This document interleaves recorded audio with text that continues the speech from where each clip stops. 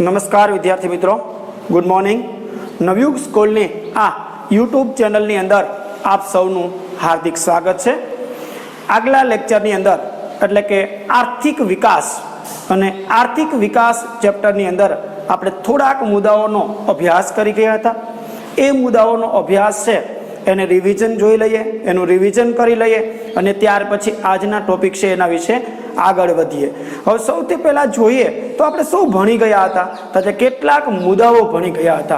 कया कया मुद्दाओनी वात करी हती? तो के आर्थिक विकास एटले शुं, आर्थिक वृद्धि एटले शुं, आर्थिक वृद्धि अने विकास वच्चेनो तफावत कयो होई शके, माथादीठ आवक एटले शुं, माथादीठ आवक कोने कहेवाय, राष्ट्रीय आवक कोने कहेवाय, जीवन धोरण में सुधारो क्यारे थाय, आवी थोड़ी बाबतोनी चर्चा करी गया था। छतां पण एने रिविजन करी लईए। दर वखते प्रश्न पूछाय छे के माथादीठ आवक एटले शुं, तो बधायने आवडवुं जोईए के माथादीठ आवक एटले देशनी, माथादीठ आवक एटले देशनी कुल राष्ट्रीय आवक छेदमां कुल जनसंख्या। फरीथी बोलूं छुं, माथादीठ आवक एटले देशनी कुल राष्ट्रीय आवक छेदमां देशनी कुल जनसंख्या। एग्जाम्पल तरीके आपणे कोई पण देशनी वात करीए तो कोई पण देशनी एक संख्या लई लो अने एनी जनसंख्या वडे भांगी नाखो, आवक लई लो अने एने जनसंख्या वडे भांगो एटले माथादीठ आवक कहेवाय। तो आर्थिक विकास कोने कहेवाय? तो जे अत्यार सुधी मात्र ने मात्र आर्थिक दृष्टिए पैसो नाणुं मळे अने आर्थिक विकास कहेवातो। हवे आर्थिक विकास ए नथी, जीवन धोरण में सुधारो थाय, राष्ट्रीय आवक में वधारो थाय अने माथादीठ आवक में वधारो थाय त्यारे एने आर्थिक विकास कहेवाय। तो एनी पण वात करी गया था, एना लक्षणोनी पण वात करी गया था। विकासशील देश कोने कहेवाय? विकासशील देशनुं सौथी पहेलुं लक्षण विश्व बेंकना अहेवाल मुजब 2004 ना विश्व बेंकना अहेवाल मुजब एम कीधुं छे के कोई पण देशनी अंदर $735 करता ओછી आवक धरावनार व्यक्तिओ होय એટલે કે માથાદીઠ आवक बोलूं छो तो एमणे विकासशील देश कहेवाय। અને એ દેશ પ્રમાણે એ જે જનસંખ્યા છે એ પ્રમાણે એની માથાદીઠ આવક છે કાઉન્ટ કરવામાં આવે છે।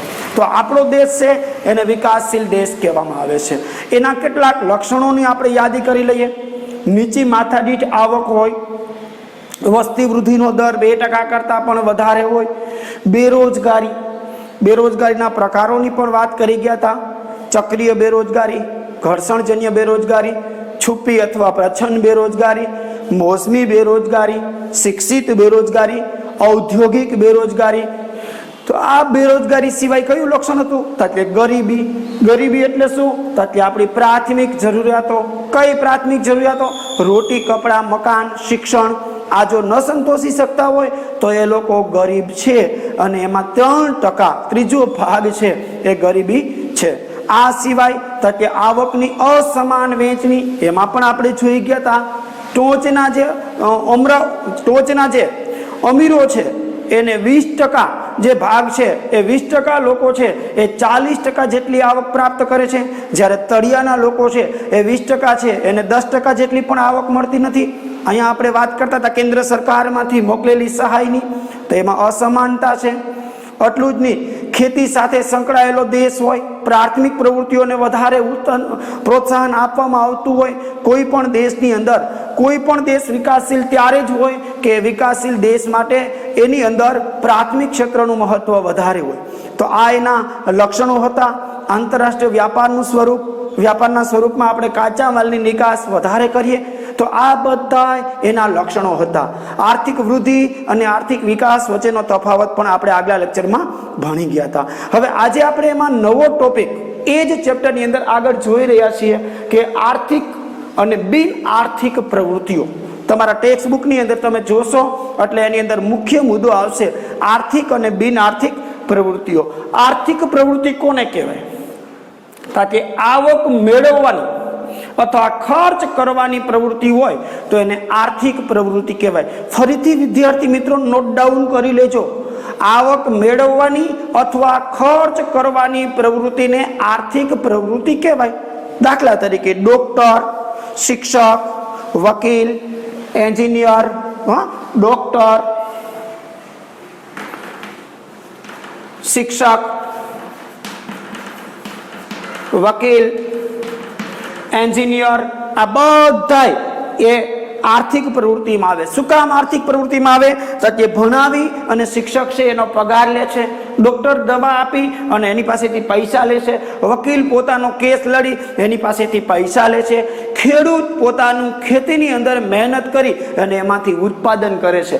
એટલે એમાં આવક મેળવવાનો હેતુ છુપાયેલો છે. ફરીથી યાદ રાખજો, આર્થિક પ્રવૃત્તિ એટલે આવક મેળવવાનો કે ખર્ચ કરવાની પ્રવૃત્તિને આર્થિક પ્રવૃત્તિ કહેવાય. ડોક્ટર, વકીલ, શિક્ષક, એન્જિનિયર આ બધાને આર્થિક પ્રવૃત્તિમાં મૂકી શકાય. એમાં બીજો પ્રશ્ન હતો આપણો, અથવા બીજો મુદ્દો હતો, બિન આર્થિક પ્રવૃત્તિ એટલે શું? તો કે બિન આર્થિક પ્રવૃત્તિ એટલે એવી પ્રવૃત્તિ કે જે પ્રવૃત્તિની અંદર આવક મેળવવાનો કે ખર્ચ કરવાનો હેતુ છુપાયેલો ન હોય. આવક મેળવવાનો પણ ન હોય અને ખર્ચ કરવાનો પણ ન હોય તો એને બિન આર્થિક પ્રવૃત્તિ. વારંવાર પ્રશ્ન પૂછાય છે, આપણને આવડવું જોઈએ.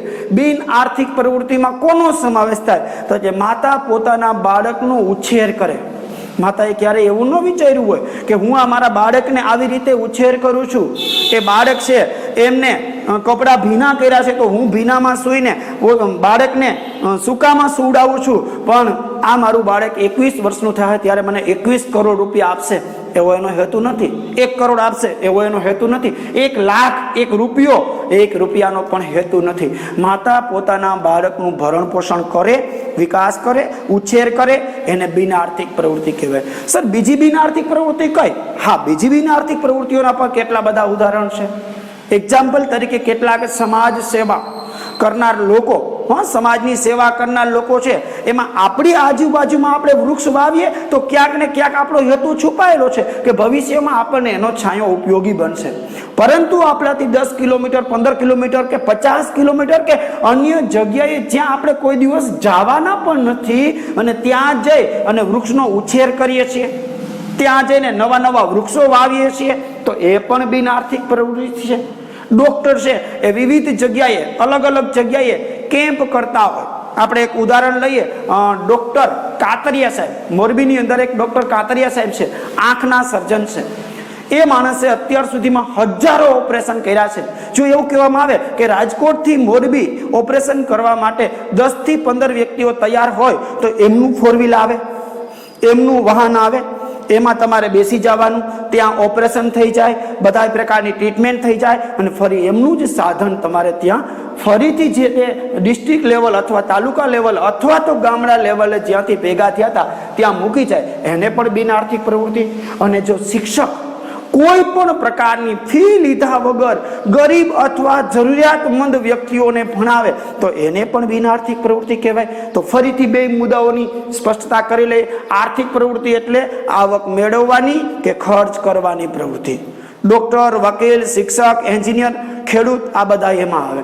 બિન આર્થિક પ્રવૃત્તિ એટલે કે પૈસો મેળવવાની કે ખર્ચ કરવાનો કોઈ હેતુ ન હોય અને ભવિષ્યમાં પણ કંઈ બદલો મેળવવાનો હેતુ ન હોય. ઘણી વખત એવું બનતું હોય કે અત્યારે આપણે આ કાર્ય કરીએ છીએ પણ ભવિષ્યમાં બદલો મેળવવાનો હોય. એક્ઝામ્પલ તરીકે હું એક નેતા તરીકે ચૂંટાવા માંગતો હોઉં અને એ નેતામાં જવા માટે પહેલા અત્યારે બધીને સેવા કરતો હોઉં, બિન આર્થિક પ્રવૃત્તિ નથી. કારણ કે ભવિષ્યમાં 5 વર્ષ કે 10 વર્ષ પછી મારે ત્યાં નેતા તરીકે ચૂંટાવવા માટેની પ્રક્રિયા હતી, એની શરૂઆત મેં 5 વર્ષ પહેલા કરી, તો એ બિન આર્થિક પ્રવૃત્તિ નથી. તો આને બિન આર્થિક. હવે ભારતીય અર્થકારણનું માળખું, આપણા દેશનું માળખું કેવું છે? એટલે આપણા દેશનું માળખું છે એ ખૂબ સારું છે પણ વિકાસશીલ છે. અને એ વિકાસશીલ એટલા માટે કહી શકાય કે આપણા ભારતીય અર્થકારણના માળખાને 3 વિભાગમાં વહેંચવામાં આવ્યું છે. પ્રશ્ન પૂછાય તો આવડવું જોઈએ. ભારતીય અર્થકારણના માળખાને કેટલા વિભાગમાં વહેંચવામાં આવ્યું? 3 વિભાગમાં વહેંચવામાં આવ્યું. કયા 3 વિભાગમાં? તો કે પ્રાથમિક ક્ષેત્ર, માધ્યમિક ક્ષેત્ર અને સેવા ક્ષેત્ર. ફરીથી આપણે જોઈ લઈએ, પ્રાથમિક ક્ષેત્ર કોને કહેવાય, માધ્યમિક ક્ષેત્ર કોને કહેવાય અને સેવા ક્ષેત્ર કોને કહેવાય? તો કે પ્રાથમિક ક્ષેત્ર તો કે ખેતી અને ખેતી સાથે સંકલિત પ્રવૃત્તિઓ જેનો પ્રાથમિક ક્ષેત્રમાં સમાવેશ થાય. યાદ રાખજો, આવડવું જ જોઈએ હો. ખેતી અને ખેતી સાથે સંકલિત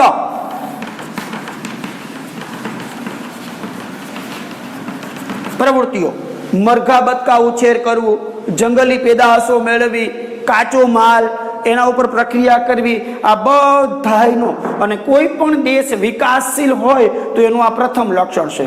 જે દેશની અંદર પ્રાથમિક ક્ષેત્રનો વધારે પૂરતો ઉપયોગ થતો હોય એ દેશ વિકાસશીલ છે. તો આપણા આ અર્થકારણના માળખાની અંદર ફરીથી જોઈ લઈએ. સૌથી પહેલું હતું પ્રાથમિક ક્ષેત્ર.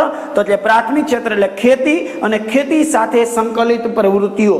કઈ કઈ? તો જે જંગલો છે, વનસ્પતિઓ છે, અન્ય એવી ઔષધિઓ છે, ખેતી છે અને મરઘા ઉછેર છે, બતકા ઉછેર છે, બરાબર, મત્સ્ય ઉદ્યોગ છે. આ બધાનો પ્રાથમિક ક્ષેત્રમાં ઉપયોગ થાય અથવા એનો સમાવેશ થાય. સેકન્ડ પોઈન્ટ જોઈએ, માધ્યમિક ક્ષેત્ર.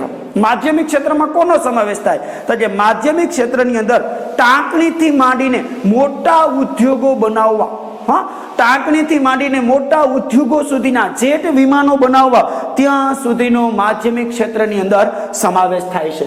માધ્યમિક ક્ષેત્રની અંદર જે કંઈ ઉદ્યોગો બનાવવાના છે એની પ્રોસેસ, કાચો માલ હોય એના ઉપર પ્રોસેસ કરવામાં આવે છે અને એ પ્રોસેસ કર્યા પછી એ ઉદ્યોગોની અંદર એ કાચા માલથી, રો મટીરિયલથી એમાંથી વસ્તુઓ બનાવવામાં આવે. અને એટલા માટે એમ કહી શકાય કે ટાંકણીથી માંડીને જેટ વિમાનો સુધી જે કંઈ ઉત્પાદન થાય એના બધાયનો માધ્યમિક ક્ષેત્રમાં. તો માધ્યમિક ક્ષેત્રની અંદર કયું આવશે? તો તે ઉદ્યોગો અને ઉદ્યોગ સાથે સંકલિત પ્રવૃત્તિઓ.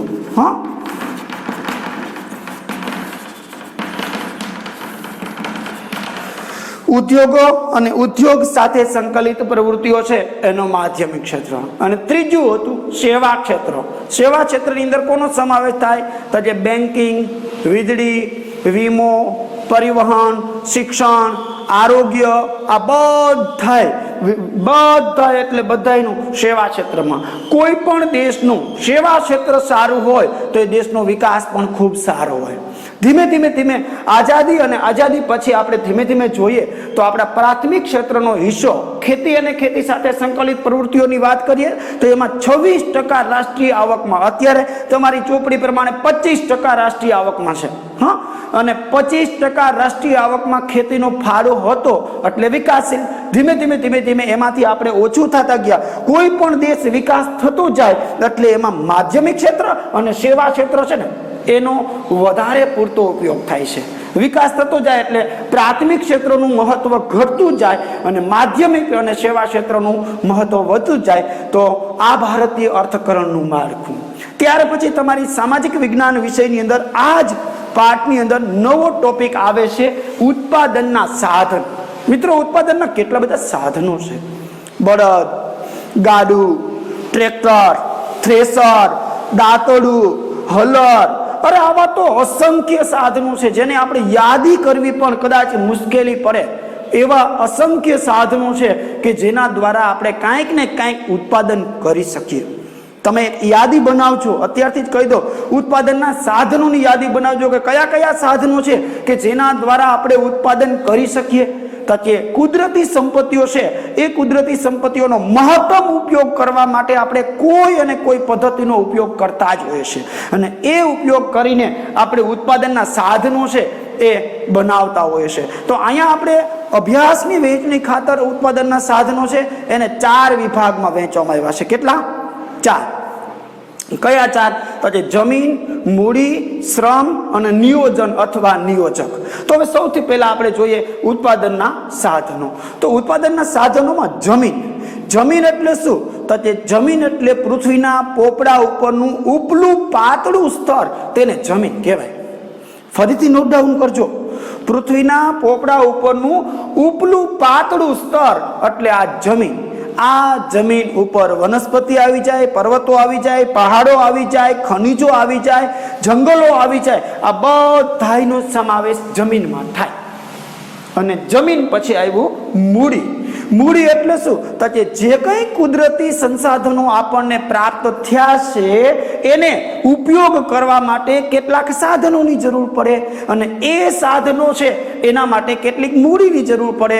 એ સાધનો વડે આપણે જે કંઈ ઉત્પાદન કરીએ, એના માટે જે કંઈ રોકાણ કરીએ એને કહેવાય મૂડી. પણ અહીંયા મૂડીનો અર્થ છે એ સાધનો, મિલકત અને તમારા જે ઉદ્યોગો છે એના સ્વરૂપમાં લીધો છે. આપણી પાસે જે કંઈ સાધનો છે, જમીન છે, મકાન છે, એને આ મૂડીના સ્વરૂપમાં લીધા છે. અને ત્યાર પછી હતું શ્રમ. શ્રમ એટલે શું? તો કે ભૌતિક વળતરની અપેક્ષાએ કરવામાં આવતું શારીરિક અથવા માનસિક કાર્ય એટલે શ્રમ. ફરીથી રિપીટ કરીએ, ભૌતિક વળતરની અપેક્ષાએ કરવામાં આવતું શારીરિક અથવા માનસિક કાર્ય એટલે શ્રમ. તો આપણે ભૌતિક વળતર એટલે શું? તો તે પૈસો મેળવવા માટે આપણે શ્રમ.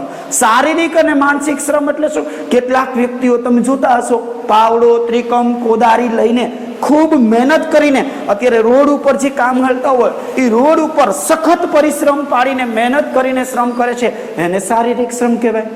ડોક્ટર, વકીલ, શિક્ષક ક્લાસમાં ભણાવીને સારા એવા પૈસા પ્રાપ્ત કરે છે, એને માનસિક શ્રમ કહેવાય. એક્ઝામ્પલ તરીકે તમે જો ન્યુરોલોજી, તમે કદાચ મગજના ડોક્ટર બનો, ભવિષ્યમાં તમે બની શકો છો બાળકો, મગજના ડોક્ટર બનો. આપણે રાજકોટની વાત કરીએ તો ગોકુલ હોસ્પિટલ, ગોકુલ હોસ્પિટલમાં તમને ખ્યાલ હશે, પ્રકાશ મોઢા અને સિદ્ધાર્થ કોલ માઇલસ્ટોન હોસ્પિટલ અહીંના કિંગ કહેવાય. હજારો રૂપિયા ખાલી 10 મિનિટમાં લે. કેમ? તો કે માનસિક શ્રમ કરે છે. તો શ્રમમાં 2 પ્રકાર હતા. એક ભૌતિક વર્તનની અપેક્ષાએ કરવામાં આવતું શારીરિક શ્રમ અને બીજું માનસિક શ્રમ. શ્રમ પછી નિયોજક. નિયોજક કોને કહેવાય? તો કે જમીન, મૂડી અને શ્રમ આ બધાનું સંકલન કરે ને એને નિયોજક અથવા નિયોજન કહેવાય. અને બધાનું સંકલન કરી અને સરસ મજાનું ઉત્પાદન કરે એને નિયોજક અથવા તો નિયોજનો કહેવામાં આવે છે. હવે આપણે આ આટલા મુદ્દાઓ જોયા પછી ઉત્પાદનના સાધનો જોઈ લીધા, પણ એ સાધનો જોઈ લીધા પછી આપણને પ્રશ્ન એ થાય કે સાહેબ આ સાધનોની ફાળવણી કેવી રીતે કરી શકાય? ઉત્પાદનના સાધનો છે એની ફાળવણી એટલે કે વહેંચણી કેવી રીતે કરી શકાય? તો એમાં હવે આપણે એના પછીનો ટોપિક જોઈએ, ઉત્પાદનના સાધનોની ફાળવણી. તાકે એમાં 4 વિભાગમાં આપણે અહીંયા અભ્યાસક્રમ અનુસાર વહેંચણી કરવામાં આવી છે, ફાળવણી કરવામાં આવી છે. એમાં સૌથી પહેલો હતો અમર્યાદિત જરૂરિયાતો. મિત્રો, જરૂરિયાતો છે ને એ અમર્યાદિત છે, મર્યાદિત નથી. તમને ખ્યાલ હશે કે આપણી પાસે સાયકલ હોય તો સ્કૂટરની ઈચ્છા થાય, સ્કૂટર હોય તો સ્પ્લેન્ડરની ઈચ્છા થાય, સ્પ્લેન્ડર હોય તો એથી વધારે મૂંઘા બાઇકની ઈચ્છા થાય, એ બાઇક હોય તો એથી વધારે મૂંઘા બાઇકની ઈચ્છા થાય. એ બાઇક આવી જાય એટલે અલ્ટો અથવા તો નાના 4-વ્હીલની ઈચ્છા થાય, 4-વ્હીલ આવી જાય એટલે આપણે સ્વિફ્ટની ઈચ્છા થાય, સ્વિફ્ટ આવે એટલે ઇનોવાની ઈચ્છા થાય, ઇનોવા આવે એટલે એન્ડોવરની ઈચ્છા થાય, એન્ડોવર આવે એટલે એનાથી વધારે BMW મર્સિડીઝ કારની પણ ઈચ્છા થાય. જરૂરિયાતો અમર્યાદિત છે, ક્યારેય સંતોષાતી નથી અને સંતોષવી પણ ન જોઈએ. વિકાસ કરવો હોય તો એવી જે અમર્યાદિત જરૂરિયાતો છે એને સંતોષવા માટે આપણે ફાળવણી કરી લેવી પડે, અને ફાળવણી કરીએ તો જ આપણી જરૂરિયાત સંતોષાય, નહીતર જરૂરિયાતો સંતોષી શકાતી નથી. ત્યાર પછીની વાત કરીએ તો જરૂરિયાતોમાં અગત્યના ક્રમ. અગત્યનો ક્રમ એટલે શું? તો કે પ્રથમ, દ્વિતીય અને તૃતીય નંબર આપવાની વાત નથી કરતો. અહીંયા જરૂરિયાતોમાં અગત્યના ક્રમ એટલે તમારે કઈ જરૂરિયાતો સંતોષી શકાય અને કઈ જરૂરિયાતો અત્યારે વર્તમાન સમયમાં મુલતવી રાખી શકાય એટલા માટે અહીંયા અગત્યનું ક્રમ છે એ જરૂરી છે. મને યાદ છે ગયા વર્ષે હું અહીં ભણાવતો હતો અને ધોરણ 10ના મારા વાલી આવીને એમ કીધું, સર અમારે આ વર્ષે ફ્રીજ લેવું હતું પણ અમે ન લીધું. કેમ? કે અમારો એક દીકરો અને દીકરી બંને ધોરણ 12 અને ધોરણ 10માં છે, એના માટે અમારે જરૂરિયાત છે, એમને જે જરૂરિયાત છે એ અમે પહેલા પૂરી પાડશું. તો મિત્રો અહીંયા પહેલા અગત્યના ક્રમ નક્કી કર્યા હતા ને, પૈસા હતા એની પાસે 20,000 રૂપિયા, પણ એનો અગત્યનો ક્રમ કયો હતો? તો જે ફ્રીજ લેવું કે ટીવી લેવું એ નહીં, પણ એ બાળકને શિક્ષણ સારી સંસ્થામાં અપાવવું, એની જરૂરિયાતો પૂરી પાડવી. અહીંયા અગત્યનું ક્રમનો ફરીથી એક ઉદાહરણ લઈ લઈએ.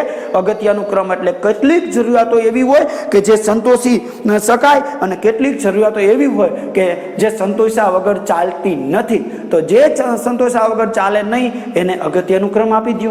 પ્રાથમિક જરૂરિયાતો દાખલા તરીકે રોટી, કપડાં અને મકાન, શિક્ષણ અને આરોગ્ય વર્તમાન સમયની જરૂરિયાતો છે. એ સિવાયની હવે પછીની જરૂરિયાતો તમને ખ્યાલ છે કે મોબાઈલ આપણી જરૂરિયાત થઈ ગઈ છે. હવે મોબાઈલ, શિક્ષણ, આરોગ્ય અને પરિવહન માટે બાઇક. તો તો કેટલીક જરૂરિયાતો છે એ સંતોષી શકાય અને કેટલીક ન સંતોષીએ તો પણ ચાલે, એને અગત્યનું ક્રમ કહેવાય. ત્યાર પછી હતું મર્યાદિત સાધનો. સાધનો છે એ આપણી પાસે મર્યાદિત જ છે અને જેટલા છે એટલામાંથી જ એનો ઉપયોગ કરવાનો છે અને ઉપયોગ કરતા હોય એના કરતા વધારે છે. તો કયા સાધનો આપણે ક્યારે ઉપયોગ કરી શકીએ એ આપણને ફાળવણી દ્વારા સમજ મળે છે. ત્યાર પછીની વાત કરીએ તો સાધનોનો વૈકલ્પિક ઉપયોગ. કેટલાક એવા હોય કે જે સાધનોનો આપણે વૈકલ્પિક ઉપયોગ પસંદ કરવો પડે. એક્ઝામ્પલ તરીકે જમીન મૂડી શ્રમ નિયોજન છે તો જમીનની વાત કરીએ, સાહેબ જમીનને ને વૈકલ્પિક ને ક્યાં આમ લાગે વળગે? હા લાગે વળગે. જમીનની અંદર પણ વૈકલ્પિક હોય. એક્ઝામ્પલ તરીકે ચોમાસું આવ્યું, જો તમે કપાસ વાવશો તો અન્ય પાક છે એ તમારે જતો કરવો પડશે. જો તમે મગફળી વાવશો તો તલનો પાક નહીં વાવી શકો. અથવા કોઈ એક જમીનનો ટુકડો છે એ જમીન ઉપર ધર્મશાળા બનાવશો તો મંદિર નહીં બને. મંદિર બનાવશો તો મસ્જિદ નહીં બને. મસ્જિદ બનાવશો તો નિશાળ નહીં બને. નિશાળ બનાવશો તો હોસ્પિટલ નહીં બને. હોસ્પિટલ બનાવશો તો ધર્મશાળા નહીં બને. ધર્મશાળા બનાવશો તો સમાજવાડી નહીં બને. સમાજવાડી બનાવશો તો ત્યાં બગીચો નહીં બને અને બગીચો બનાવશો તો બીજું કાંઈ નહીં બને.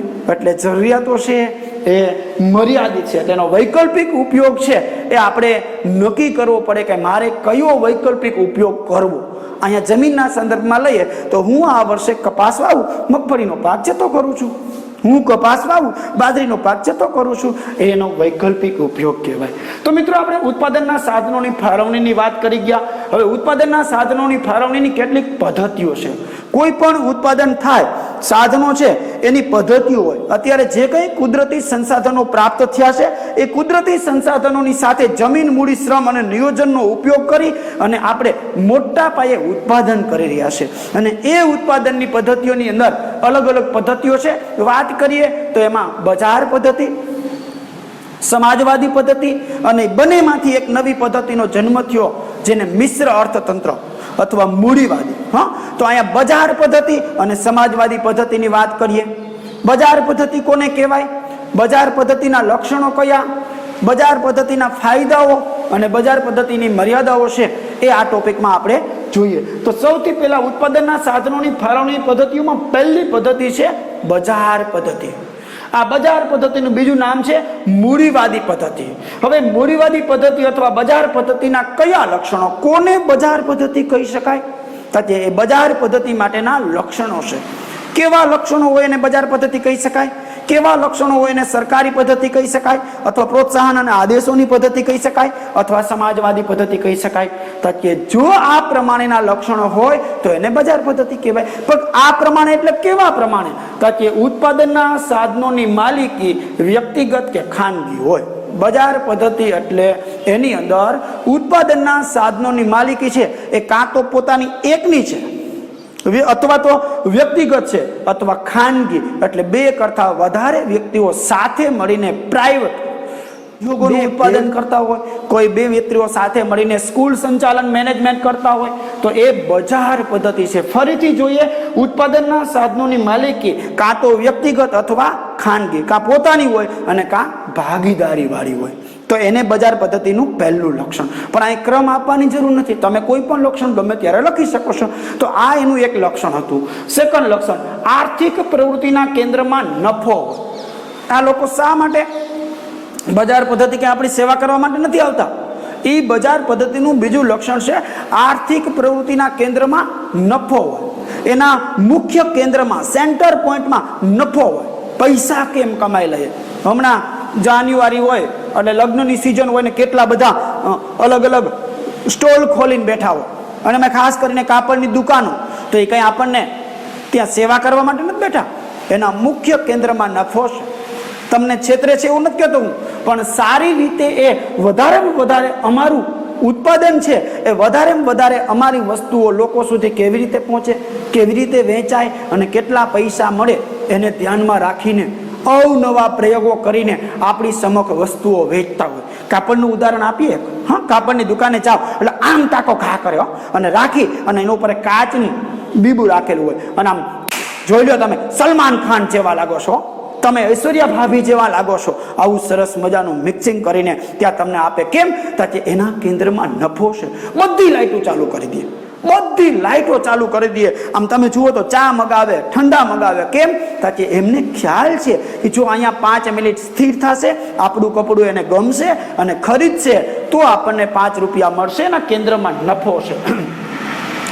ગ્રાહકોને પસંદગી કરવાની વિશાળ તક મળે છે. જો આ એક બહુ અગત્યની બાબત છે.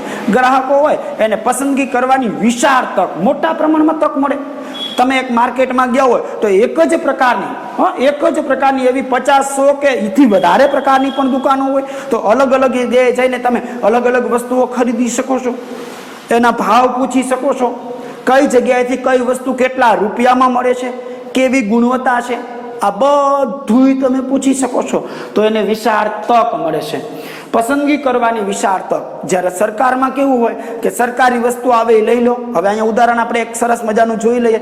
પ્રોવિઝન સ્ટોરે તમે જાઓ એટલે તમે ઘઉં છે, બાજરી છે, ચોખા છે, અન્ય ચીજ વસ્તુઓ, ખાંડ છે, એ તમે પહેલા એમ કહેશો બતાવીને એમ પણ કહી શકો ખાંડ ઝીણી છે, નથી લેવી. ઘઉં સફેદ છે, નથી લેવા. રાતડિયા હોય તો લેવા.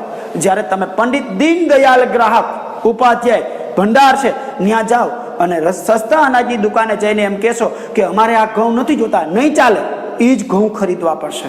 આ ખાંડ નથી જોતી, નહીં ચાલે, એ જ ખાંડ આપણે લેવી પડશે. અમારે આ તેલ નથી જોતું, નહીં ચાલે, એ જ. તો અહીંયા વિશાળ તકો મળે છે અને સરકારનો હસ્તક્ષેપ બજારમાં હોતો નથી. બજાર એના ઉપર કોઈ પણ પ્રકારનો હસ્તક્ષેપ, તમારે એટલા ભાવ વધારો નહીં, તમે એટલા ભાવ ઘટાડો નહીં, તમારે આ જ રીતે વેચવાનું, તમારે એટલા જ રીતે વેચવાનું, તમે આટલા વાગ્યા પછી દુકાનો ખોલી શકો, આટલા વાગ્યા પછી દુકાનો નહીં ખોલી શકો. આવો કોઈ પણ પ્રકારનો હસ્તક્ષેપ આપણી જે માલિકીની દુકાનો છે એમાં સરકારનો નથી. જ્યારે સરકારી જે પદ્ધતિઓ છે, સરકારી દુકાનો છે, સરકારી જે સંસ્થાઓ છે એમાં પૂરેપૂરો સરકારનો હસ્તક્ષેપ હોય. એમાં સરકારી અધિકારી દ્વારા જ બધું સંચાલન ચલાવવામાં આવતું હોય છે. ત્યાર પછી ઉત્પાદનના સાધનોની ફાળવણી નફા આધારિત થાય. એ લોકો ઉત્પાદનના જે કંઈ સાધનો છે એની ફાળવણી નફા આધારિત કરતા હોય છે. નફા આધારિત એટલે શું? તો કે કેટલો નફો થયો એ પ્રમાણે હવે આપણે બીજા સાધનો બનાવશું. રિલાયન્સની વાત કરીએ તો રિલાયન્સે આખું બીજો પ્લાન્ટ હતો એવો નવો બનાવી નાખ્યો. કેમ? તો એને આટલો બધો મોટા પ્રમાણમાં પ્રોફિટ, લોસ નહીં, પ્રોફિટ, નફો કમાના હતા. તો ઉત્પાદનના સાધનોની ફાળવણી નફા આધારિત થાય. અને છેલ્લો મુદ્દો હતો આર્થિક નિર્ણયો ભાવતંત્રના આધારે લેવામાં આવે. કેટલીક વસ્તુઓ એવી છે અને એ જે નિર્ણયો છે એ ભાવતંત્રના આધારે લેવામાં આવે. ભાવ નક્કી કરે એ પોતે તંત્ર નક્કી કરે એ પ્રમાણે લેવામાં આવે છે. તો મિત્રો આજે આપણે અહીં સુધી રાખશું. નેક્સ્ટ લેક્ચરની અંદર આના પછી જ આજ જે બજાર પદ્ધતિ છે એના લાભો અને એની મર્યાદાઓ છે એ ભણશું. તો આજનું હોમવર્ક આપણે જોઈ લઈએ. તો આર્થિક પ્રવૃત્તિ અને બિન આર્થિક પ્રવૃત્તિની વ્યાખ્યા લખવાની, પ્રાથમિક, માધ્યમિક અને સેવા ક્ષેત્રનો અર્થ લખવાનો અને ઉત્પાદનના 4 સાધનો છે એનો અર્થ લખવાનો અને ત્યાર પછી ઉત્પાદનના સાધનોની 4 ફાળવણીની પદ્ધતિઓ અને બજાર પદ્ધતિના લક્ષણો, આટલું વ્યવસ્થિત લખવાનું અને પાકું કરવાનું. Thank you. જય હિન્દ, જય ભારત. આભાર.